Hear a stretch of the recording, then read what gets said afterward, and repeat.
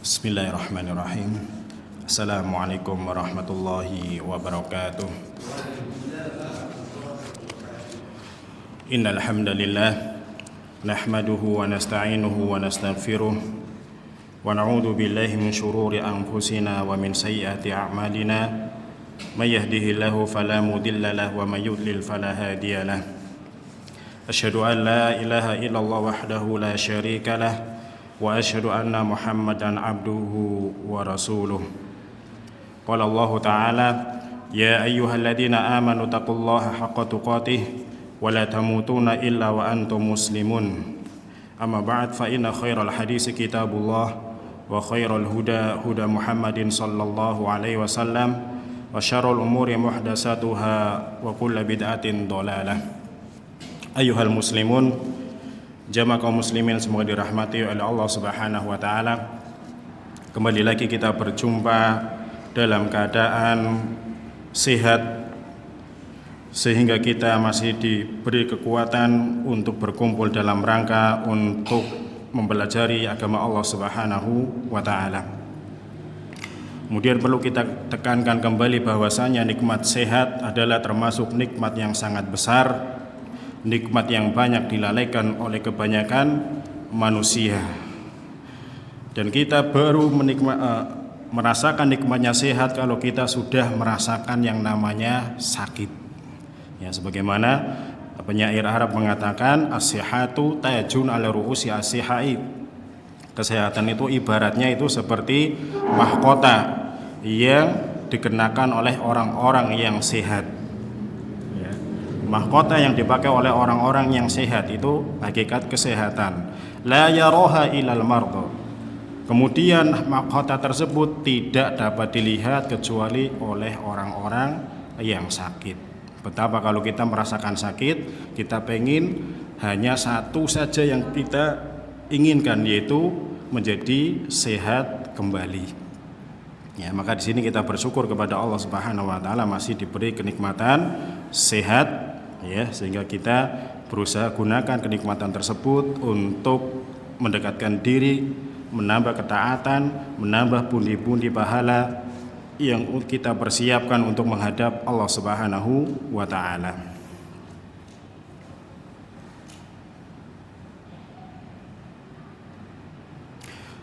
Kemudian jamaah kaum muslimin semoga dirahmati oleh Allah Subhanahu wa taala. Kembali kita lanjutkan pembacaan dari sebuah kitab yang ditulis oleh Syekh Muhammad Ibn Abdul Wahhab rahimahullah tentang Fadlul Islam. Ya. Sebelum kita masuk kepada pembahasan yang kedua, kita baca dulu dalil terakhir tentang keutamaan Islam.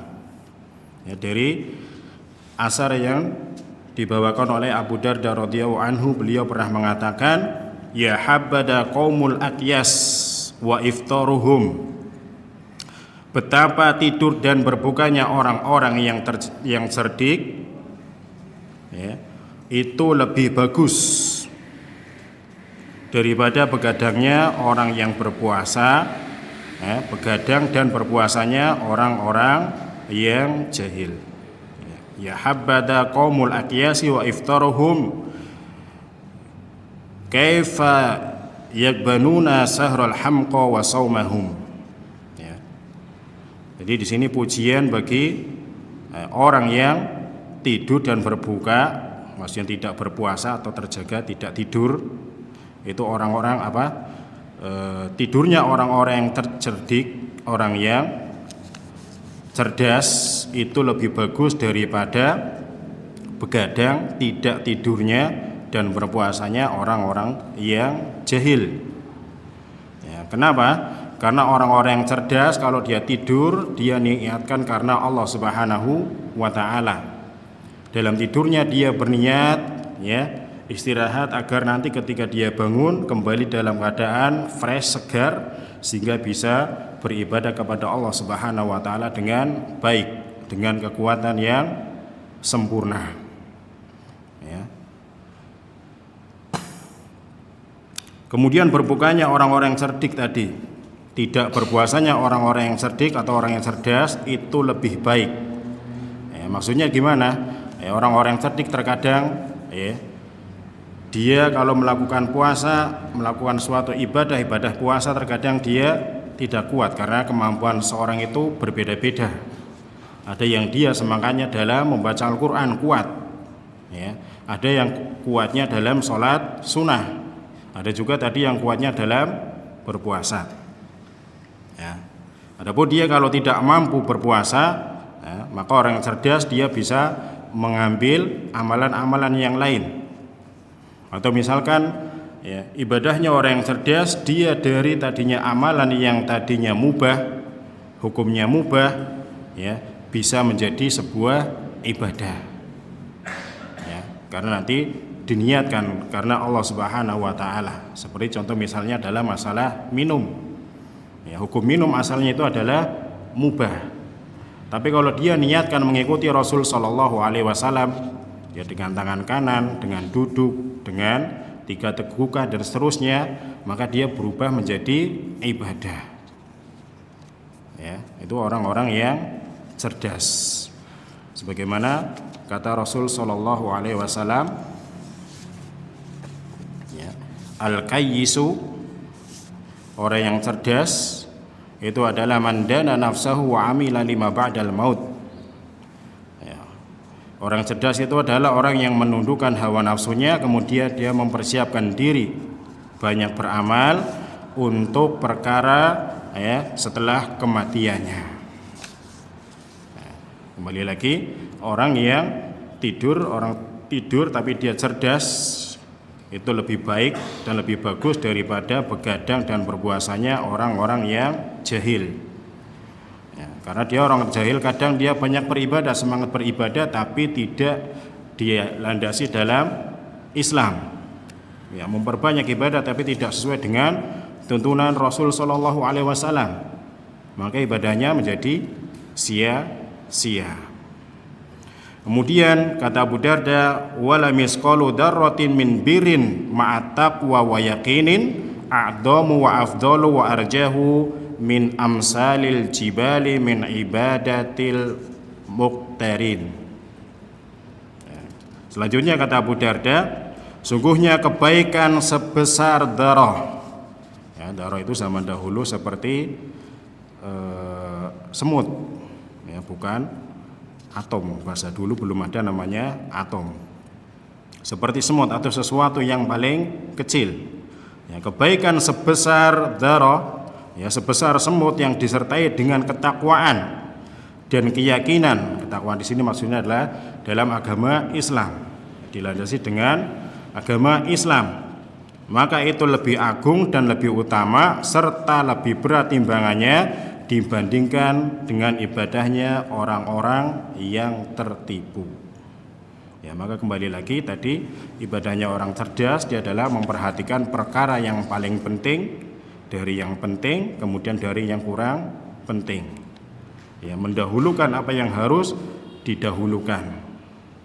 Ya, maka, ya, tadi kebaikan sebesar semut disertai dengan ketakwaan dilandasi dalam Islam, ya, dalam ikhlas dan mutabaah kepada Rasul Shallallahu alaihi wasallam, itu kedudukannya lebih agung, lebih utama daripada ibadahnya orang-orang yang tertipu, ya, semangat beribadah tapi tidak memiliki landasan, tidak memiliki tuntunan. Ya, ini asar dari Abu Darda radhiyallahu anhu tentang keutamaan agama Islam. Nah, kemudian kita masuk kepada bab yang kedua, yaitu bab tentang wujubul Islam, ya, wajibnya masuk ke dalam agama Islam. Setelah penulis rahimahullah beliau membawakan dalil-dalil tentang keutamaan Islam pada bab yang pertama, ya, tentang keutamaan Islam, maka pada bab yang kedua ini beliau membawakan tentang wajibnya masuk ke dalam agama Islam.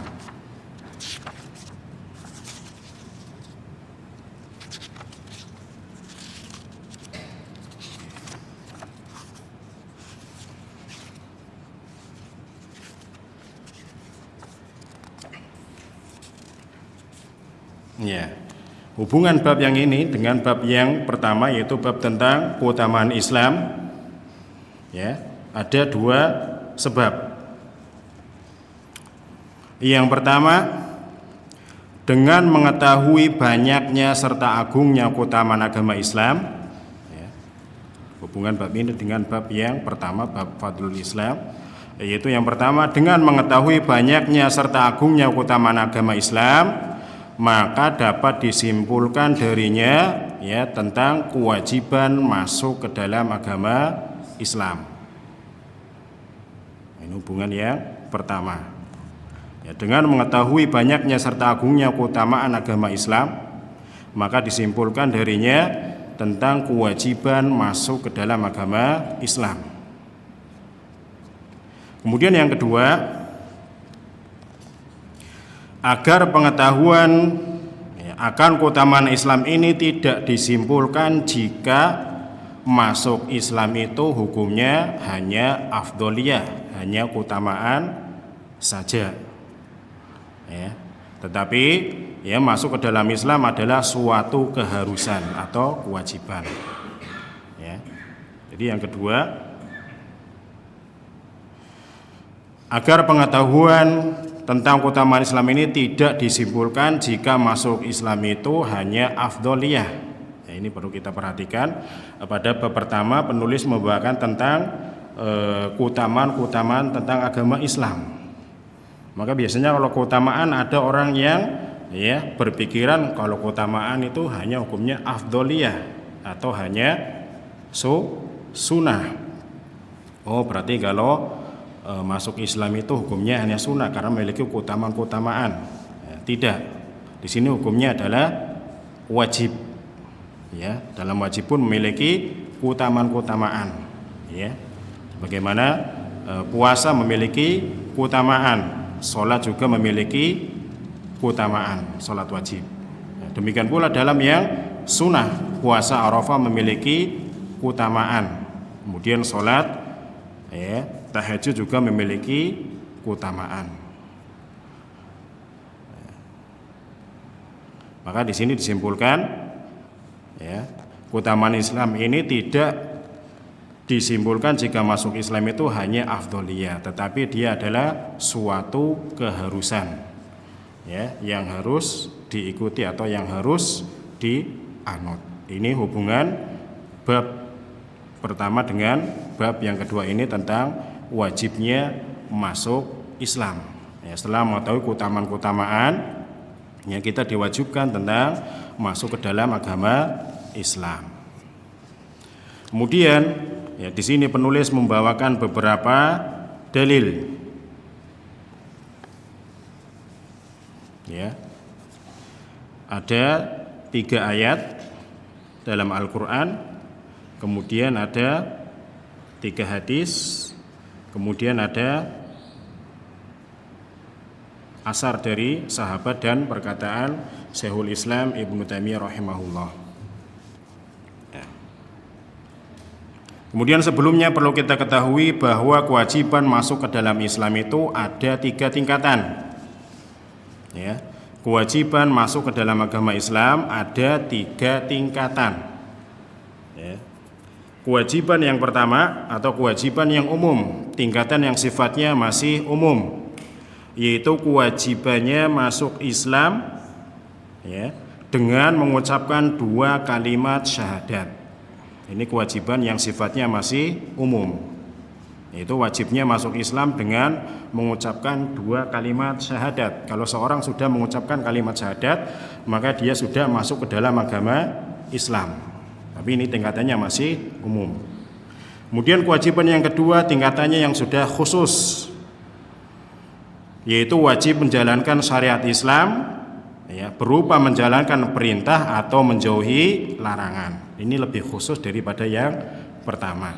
Kalau yang pertama orang sudah mengucapkan 2 kalimat syahadat, maka dia sudah dianggap masuk ke dalam agama Islam. Ya.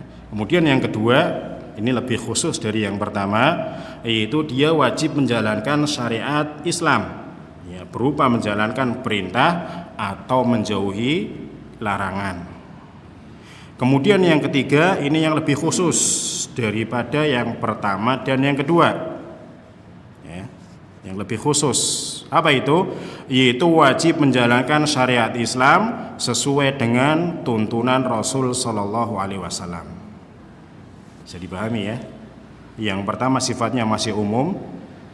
Ya, kewajiban dalam masuk Islam sifatnya masih umum, yaitu setiap orang yang mengucapkan kalimat syahadat dia sudah beragama Islam. Kemudian kewajiban yang kedua, dia khusus atau lebih khusus dari yang pertama, yaitu wajib menjalankan syariat Islam berupa menjalankan perintah atau menjauhi larangan. Ya.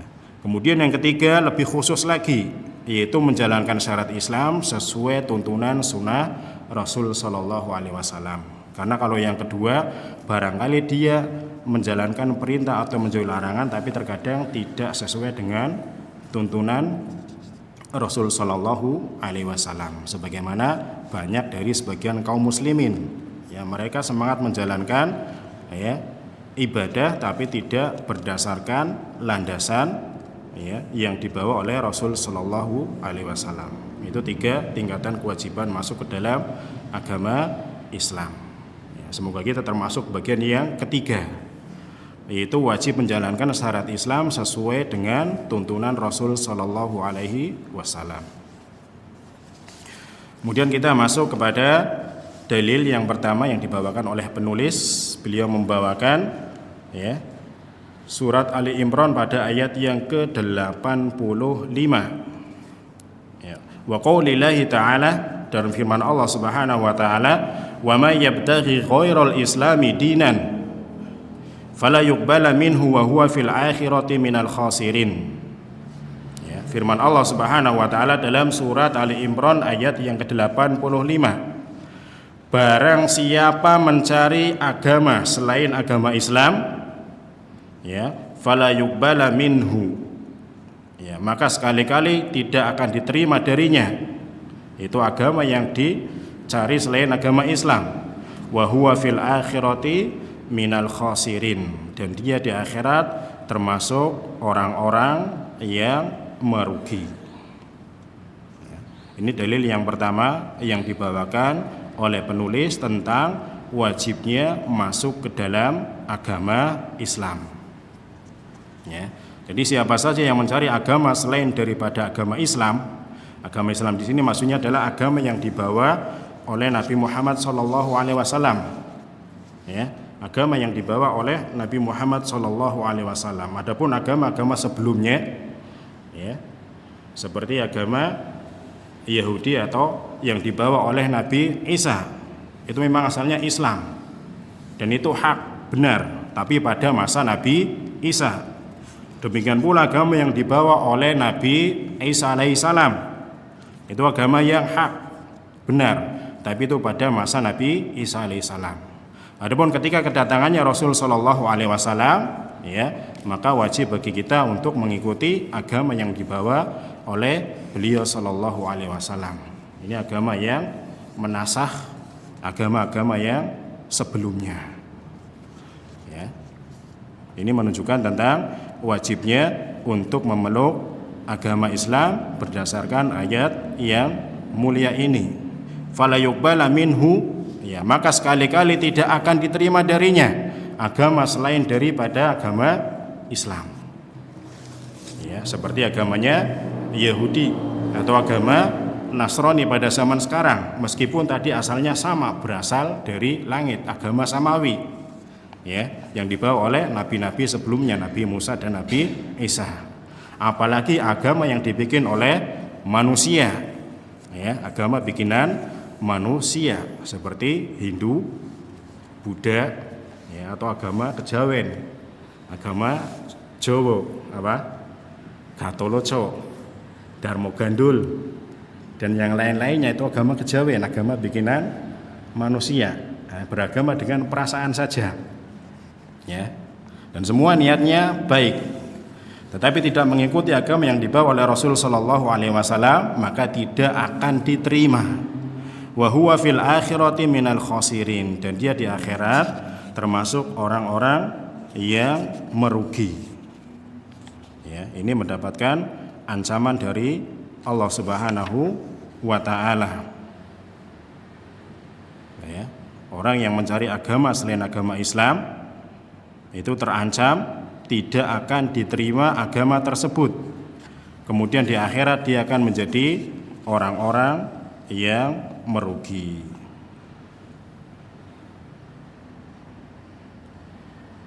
Ya, ini menunjukkan tentang wajibnya masuk ke dalam agama Islam, yaitu agama yang dibawa oleh Rasulullah Sallallahu Alaihi Wasallam.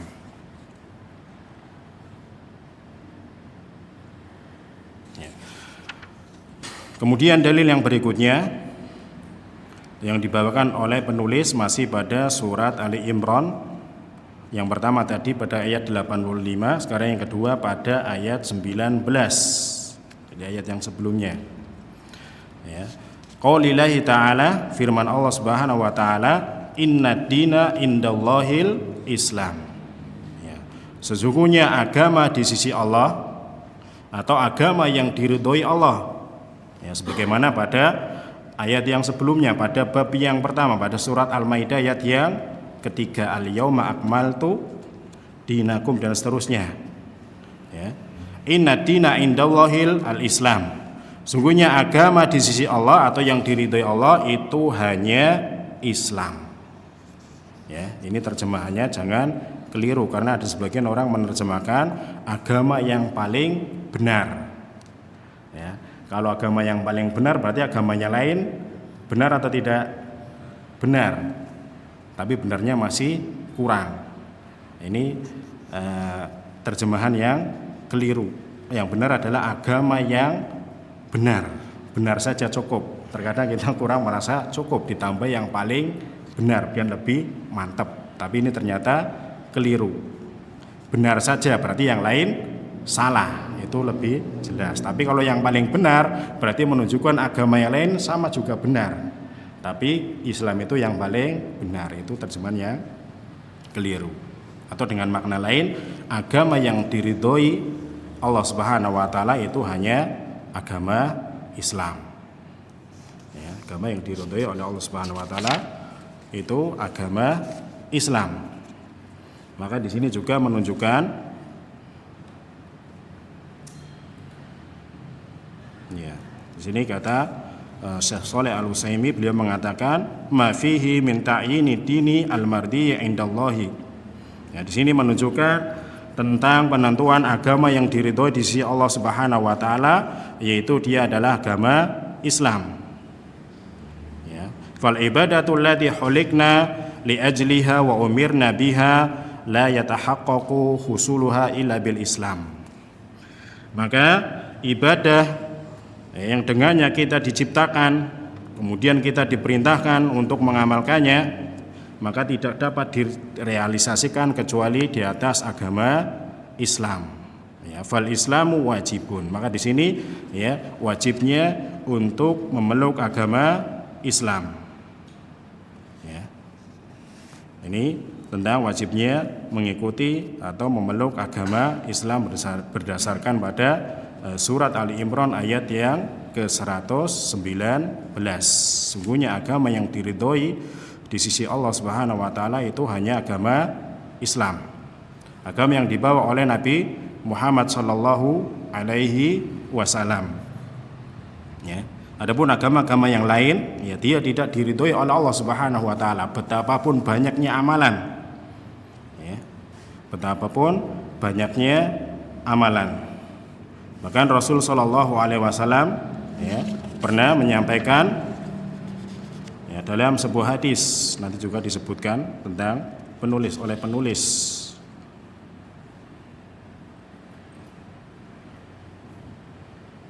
Ya.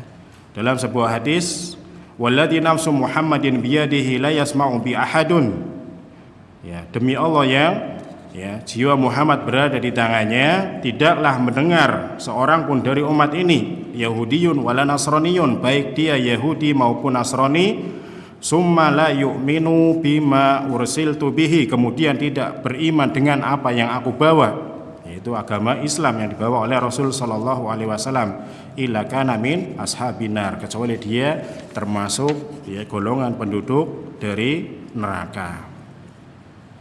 Nah, ini menunjukkan tentang wajibnya untuk memeluk agama Islam, agama yang diridhoi oleh Allah Subhanahu wa ta'ala. Kemudian berikutnya dalil yang ketiga, yaitu pada surat Al-An'am ayat 153. Al-An'am ayat 153. Wa qawlihi, dan firman Allah Subhanahu wa ta'ala, wa ana hada sirati mustaqiman fattabi'uhu wa la tattabi'us subula fatafarraqa bikum an sabilih. Kata Allah Subhanahu wa ta'ala, dan beliau berbicara kepada Rasul sallallahu alaihi wasallam, wa ana hada sirati mustaqiman fattabi'uhu, dan ini adalah jalanku yang lurus, maka ikutilah dia. Sirati mustaqiman, jalan yang lurus. Ini ditafsiri oleh sahabat Nawas bin Sam'an itu sebagai agama Islam. Jalan yang lurus itu maksudnya adalah agama Islam.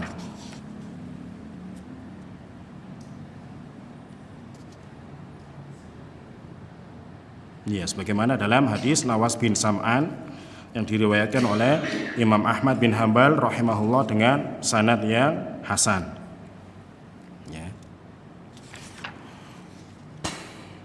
Wala tattabi'us subula, kemudian jangan kalian mengikuti jalan-jalan yang lain. Fatafarraqa bikum an sabilih. Niscaya jalan-jalan tersebut akan memecah belah kalian dari jalannya Allah Subhanahu wa ta'ala.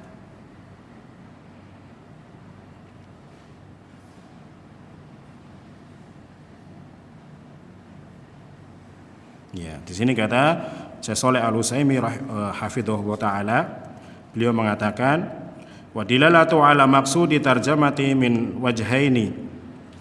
Maksud dari ayat ini ada dua segi. Yang pertama pada firman-Nya fattabi'uhu, maka ikutilah dia, ittabi'u siratal mustaqim, ikutilah jalan yang lurus. Yang dimaksud jalan yang lurus wa huwa al-islamu, dia maksudnya adalah agama Islam, sebagaimana tadi dalam hadis Nawas bin Sam'an.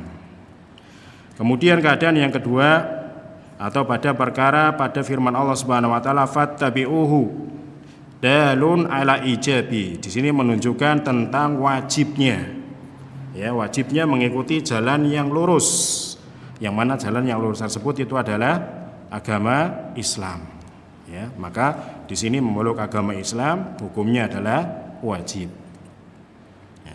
Kemudian poin yang kedua, pada firman Allah Ta'ala pada lanjutan ayatnya, wala tattabi'us subula, janganlah kalian mengikuti jalan-jalan yang lain, fatafarraqa bikum an sabilih, niscaya jalan-jalan tersebut akan mencerai-beraikan kalian dari jalannya Allah Subhanahu wa ta'ala. Fahuwa nahyun, ini termasuk sebuah larangan, yang mana larangan itu hukum asalnya itu adalah haram, sebagaimana perintah pada ayat yang sebelumnya. Pada ayat yang sebelumnya fattabi'uhu itu adalah fi'il amr, menunjukkan perintah secara asal, menunjukkan tentang wajibnya. Hukum asal perintah itu wajib, kecuali ada dalil lain yang memalingkannya. Maka demikian pula di sini wala tattabi'us subul, di sini adalah larangan, wa nahyu litahrim, dan hukum asal larangan itu hukumnya adalah haram. Di sini kita dilarang untuk mengikuti jalan-jalan yang lain selain jalan Islam. Maka kata Syekh di sini fattabi'us subuli muharramun, maka mengikuti jalan-jalan yang lain itu hukumnya adalah haram.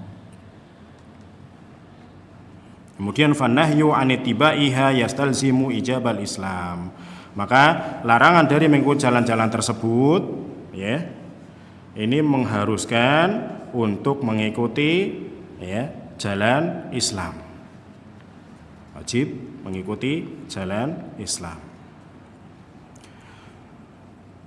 Kemudian penulis menyebutkan ya, beliau membawakan asar dari Mujahid rahimahullah taala, dan Mujahid itu termasuk seorang tabi'in ya.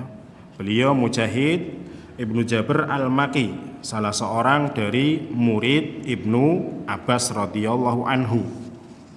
Salah seorang murid Ibnu Abbas radhiyallahu anhu, beliau menafsirkan dari kata as-subul ya.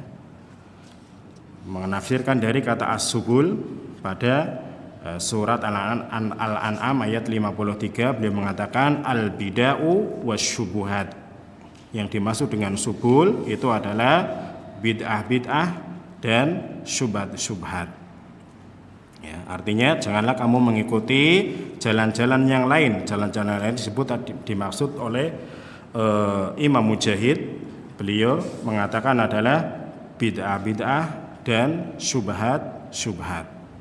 Ya, dan beliau termasuk salah seorang dari murid Ibnu Abbas, dan Ibnu Abbas radhiyallahu anhuma ya salah seorang sahabat Nabi SAW yang beliau doakan ya tentang kepahaman tentang agama. Allahumma faqihu fiddin wa alimhu ta'wila. Ya Allah, berilah dia kepahaman tentang agama Islam dan ajarkanlah dia tentang takwil. Ya, takwil di sini maksudnya adalah tentang ilmu tafsir. Ya, dan di sini Mujahid ya pernah membacakan Al-Qur'an dari awal sampai akhir sebanyak 3 kali di hadapan Ibnu Abbas radhiyallahu anhuma. Ya, bukan hanya membacakan saja, tetapi beliau setiap ayat berhenti kemudian mempelajari tafsirnya dari Ibnu Abbas radhiyallahu anhuma. Ya, sampai 3 kali. Ya, sehingga tafsir beliau termasuk tafsir yang muktamad atau yang diperhitungkan. Beliau menafsirkan dari kata asubul sebagai bid'ah-bid'ah dan syubhat-syubhat. Dan bid'ah itu bahayanya sangat besar bagi ya, umat Islam. Ya. Bahaya bid'ah itu sangat besar. Yang mana orang yang melakukannya, dia meyakininya telah melakukan kebaikan, sehingga terkadang susah untuk dinasihati. Ya. Bahkan dalam hadis sebutkan bahwasanya Allah Subhanahu wa taala itu menolak tobatnya ahli bid'ah. Bukan berarti sini maksudnya kalau ahli bid'ah bertobat itu tidak diterima, bukan.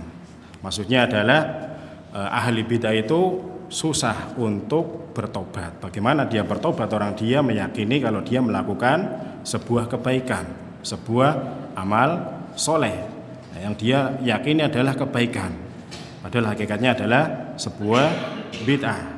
Ya, sehingga maksudnya Allah menolak taubatnya ahli bid'ah, maksudnya adalah bagaimana mungkin ya pelaku bid'ah dia akan ya bertobat karena dia meyakini sebuah amalan yang dia kerjakan itu sebuah kebaikan. Ya.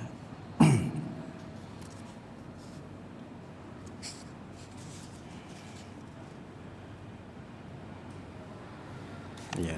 Dan terkadang banyak orang yang salah paham tentang mengartikan sebuah bid'ah. Ya. Karena sering didengar kalau bid'ah itu adalah perkara yang baru. Ya, sehingga banyak orang yang mengartikan ya, yang istilahnya sinis kepada manhaj salaf. Ya, mereka kadang mengatakan kalau kalian apa disebut bid'ah silahkan kalau ya pergi ke Mekah, atau kalau ceramah nggak usah pakai mikrofon, atau pergi ke Mekah menggunakan onta, nggak usah pakai pesawat dan seterusnya. Bahkan di situ yang mengatakan adalah kiai yang terkenal, ustadz yang terkenal, tapi tidak paham makna bid'ah. Ya. Makna bid'ah yang benar adalah yang disampaikan oleh Imam Asy-Syatibi dalam kitabnya Al-I'tisam. Beliau pernah mengatakan atau mendefinisikan bid'ah yang di sini adalah disepakati oleh para ulama ahlu sunnah wal jamaah. Beliau mengatakan Al bid'atu ibaratun an tariqatin fid dini. Ya. Bid'ah itu adalah sebuah ungkapan, ya. Sebuah ungkapan an tariqatin fid dini. Ya, tentang jalan dalam agama Islam mukhtara'atun yang diada-adakan atau dibuat-buat, tudohi syar'iyatah yang dia menyerupai syariat, yuqsadu bisuluki 'alaiha al-mubalaghatu fit ta'abbudi lillahi ta'ala, yang dia dimaksudkan ya dengan melakukan bid'ah tersebut ya dalam rangka berlebih-lebihan dalam beribadah kepada Allah Subhanahu wa taala. Itu pengertian bid'ah yang paling bagus yang disampaikan oleh Imam Asy-Syatibi. Ya, itu sebuah ungkapan jalan ya dalam agama yang dibuat-buat, yang mana dia menyerupai syariat tapi hakikatnya tidak ya. Terkadang ada orang yang menggunakan dalil-dalil yang umum ya, seperti pada firman Allah Subhanahu wa taala, wadkurullaha dzikran katsira, ya berzikirlah kepada Allah dengan zikir yang sebanyak-banyaknya. Akhirnya banyak orang yang melakukan ya syariat zikir berjamaah berdasarkan ayat tersebut. Ya, berzikirlah kepada Allah dengan zikir sebanyak-banyaknya. Ya. Secara asal itu ada syariatnya dalam agama Islam, perintah untuk berzikir. Tapi dalam prakteknya itu bertentangan dengan syariat Islam. Agama Islam tidak memerintahkan ya kalau kita berzikir secara berjamaah. Ya, dikomando ya, oleh satu orang. Ya. Jadi Imam Syatibi juga menjelaskan tentang bid'ah itu ada dua keadaan. Ada yang namanya bid'ah idhofiyah. Bid'ah idhofiyah itu adalah bid'ah yang dasar perintahnya ada. Dasar perintahnya ada seperti contohnya tadi zikir. Ya, dengan dalil yang umum tadi. Wadkurullaha dzikran katsira. Berzikirlah kepada Allah dengan zikir yang banyak. Itu perintah untuk berzikir. Ya. Ya, dasar perintahnya ada, tetapi cara pelaksanaannya itu yang tidak ada. Ya, yaitu dengan cara zikir berjamaah. Itu dalam tuntunan Rasul sallallahu alaihi wasallam tidak ada. Bahkan dahulu pada zamannya Ibnu Mas'ud radhiyallahu anhu, ya, beliau pernah didatangi oleh sahabat Abu Musa al-Asy'ari. Ya, di sini disebutkan dalam Sunan Ad-Darimi. Ya, Abu Musa al-Asy'ari pada waktu subuh pernah mendatangi sahabat yang mulia Abdullah bin Mas'ud. Ya, mengetok pintunya atau menunggu beliau keluar untuk melakukan sholat subuh. Kemudian ketika beliau keluar, beliau bertanya ada apa gerangan. Ya, maka kurang lebihnya Abu Musa al-Asy'ari mengatakan nanti kalau Anda masuk ke dalam masjid, Anda akan ya melihat sesuatu yang sekiranya saya akan mengingkarinya, tapi ya istilahnya di situ ada sisi ibadah dan ada tidaknya. Ya, akhirnya Ibnu Mas'ud pun pergi menuju masjid. Maka ketika menuju masjid beliau mendapati orang-orang ya membuat halaqah-halaqah, ya membuat halaqah-halaqah muter. Ada satu orang di tengah sebagai pemimpinnya. Ya, ada 4 atau 5 atau berapa ya di dalam masjid. Kemudian orang yang di tengahnya mengatakan kabbiru, bertakbirlah 100 kali, maka masing-masing bertakbir.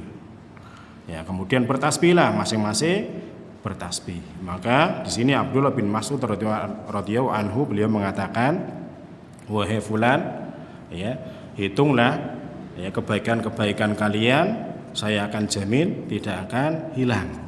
Betapa cepatnya kalian ya keluar dari atau menjauh atau keluar dari syariat Rasul sallallahu alaihi wasallam. Ya, padahal baju beliau ya belum usang atau belum rusak, kemudian bejana beliau belum pecah. Maksudnya Rasulullah baru meninggal, belum lama meninggal, tapi kalian sudah ya melenceng dari agama Islam. Ya, orang-orang yang lagi berzikir berjamaah itu diingkari oleh Abdullah bin Mas'ud. Ya, karena tidak disyariatkan oleh Rasul Shallallahu Alaihi Wasallam. Ya, itu tentang ada misalkan tadi dalam berbuat bid'ah dasar perintahnya itu ada, tetapi cara pelaksanaannya itu yang tidak ada, keliru. Maka harus disesuaikan. Perintahnya ada, cara pelaksanaannya juga harus benar, ya, agar tidak terjatuh ke dalam perbuatan bid'ah. Sudah masuk adzan, silakan adzan dulu.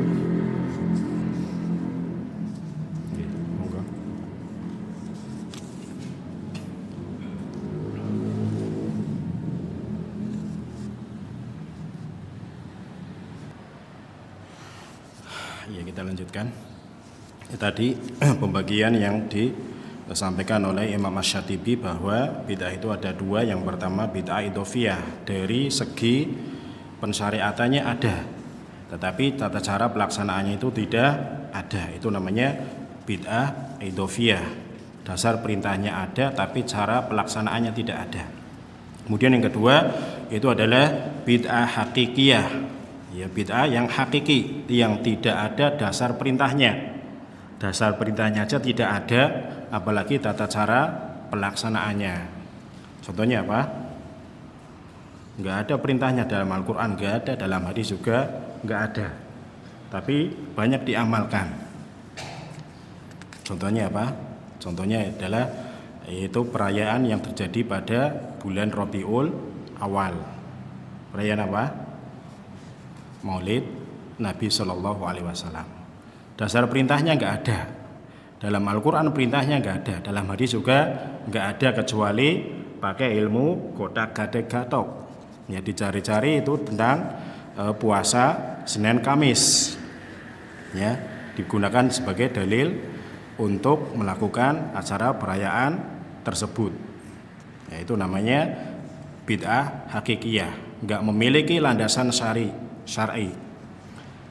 Dalil dalam Al-Quran enggak ada, dalam hadis juga enggak ada.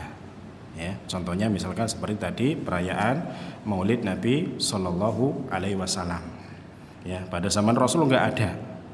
Ya, padahal enggak ada penghalang. Beliau kalau melakukan bisa, tapi beliau tidak melakukan. Ya. Ya, dan bid'ah tersebut terjadi pada zaman khalifah siapa itu? Intinya Bani Fatimiyun, atau dari orang-orang Syiah, dibuat oleh orang-orang Syiah, kemudian akhirnya merembet dilakukan oleh kaum muslimin. Dan bid'ah ini termasuk perkara yang dapat memecah belah dari jalan Allah Subhanahu wa taala, sebagaimana tadi firman-Nya fatafarraqa bikum an sabili. Maka jalan-jalan tersebut, bid'ah dan syubhat dapat mencerai-beraikan kalian dari jalannya Allah Subhanahu wa taala. Ya, sebagaimana kita ketahui, amalan-amalan bid'ah itu bukan menyatukan, tapi malah memecah belah kaum muslimin.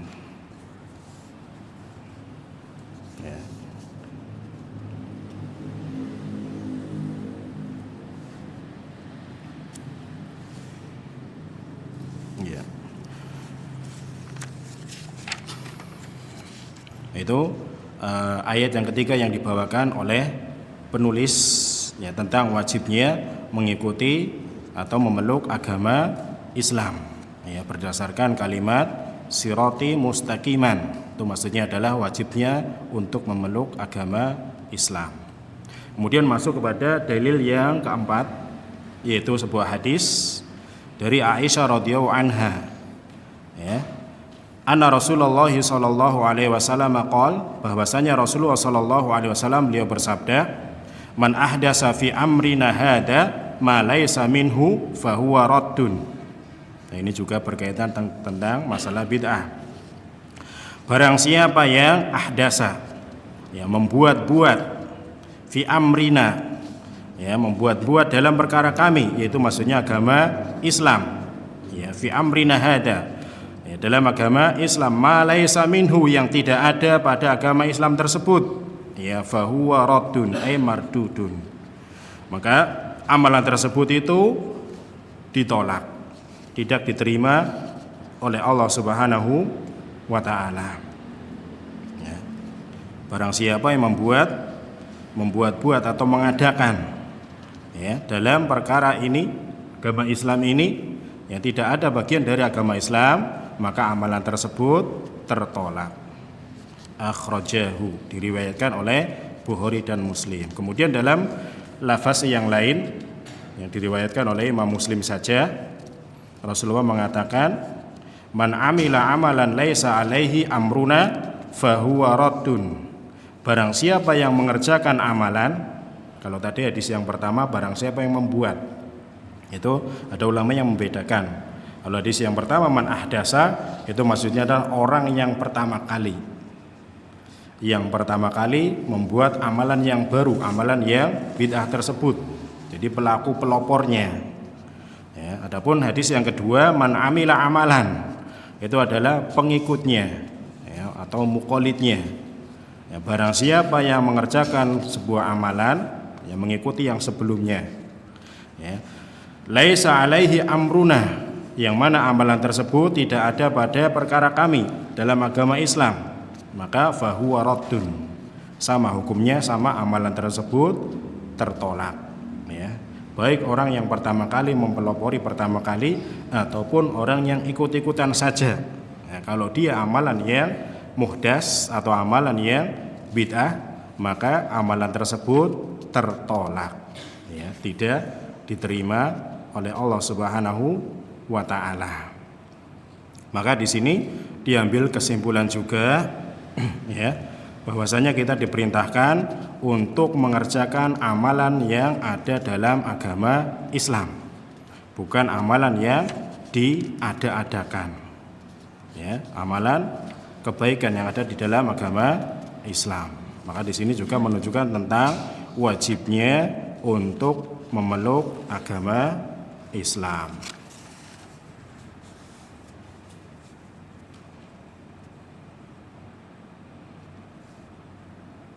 Ya, bahwasanya membuat perkara-perkara yang baru, yaitu hukumnya adalah dilarang. Ya. Ya.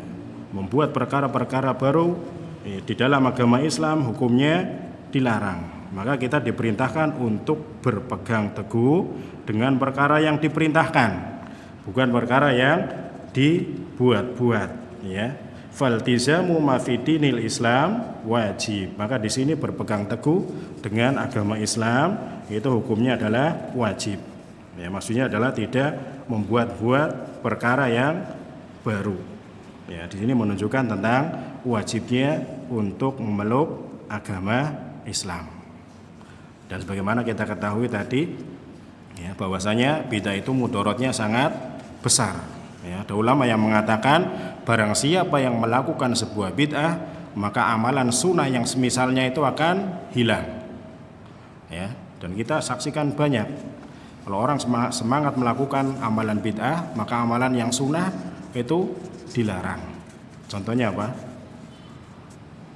Dalam masalah kelahiran anak ya. Dalam syariat Islam diperintahkan untuk akikah ya. Tapi sebagian orang Jawa malah melakukan 7 bulanan ya. Itu amalan-amalan sunnah yang diganti dengan amalan-amalan yang tidak disyariatkan dengan agama Islam ya. Maka barang siapa yang melakukan amalan bid'ah, maka amalan yang semisal akan hilang, tidak dikerjakan. Dan banyak contohnya. Misalkan pada malam Jumat ya, disyariatkan untuk membaca surat Al-Kahfi. Ya, meskipun di sini ternyata diperselisihkan oleh para ulama. Ya, maka diganti dengan surat Yasin. Ya, maka amalan surat Al-Kahfinya akhirnya tertinggal. Dan seterusnya. Ya. Semakin orang melakukan amalan bid'ah, maka semakin banyak sunnah-sunnah Rasul Shallallahu Alaihi Wasallam yang ditinggalkan. Nah, ini bahaya tentang melakukan bid'ah. Tapi terkadang banyak orang yang dia istilahnya nyinyir. Oh, itu orang-orang yang salafi itu sok-sokan. Ya, seolah-olah surga dikapling sendiri.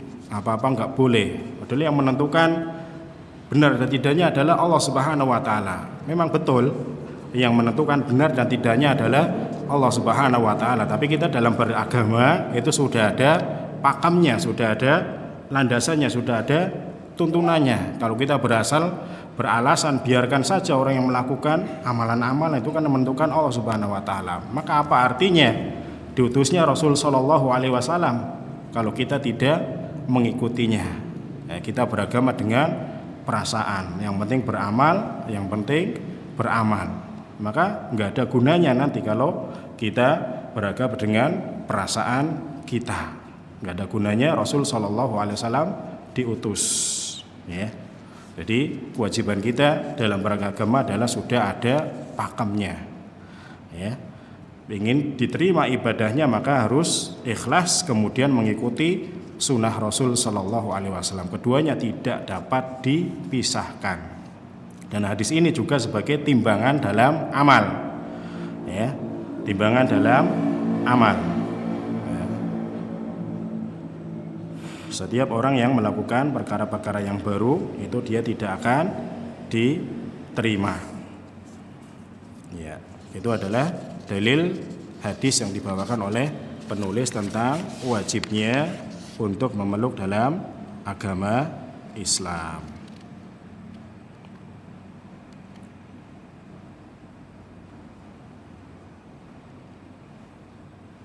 Ya, mungkin sampai di sini dulu yang dapat kami sampaikan. Ya, kurang lebihnya mohon maaf, semoga bermanfaat.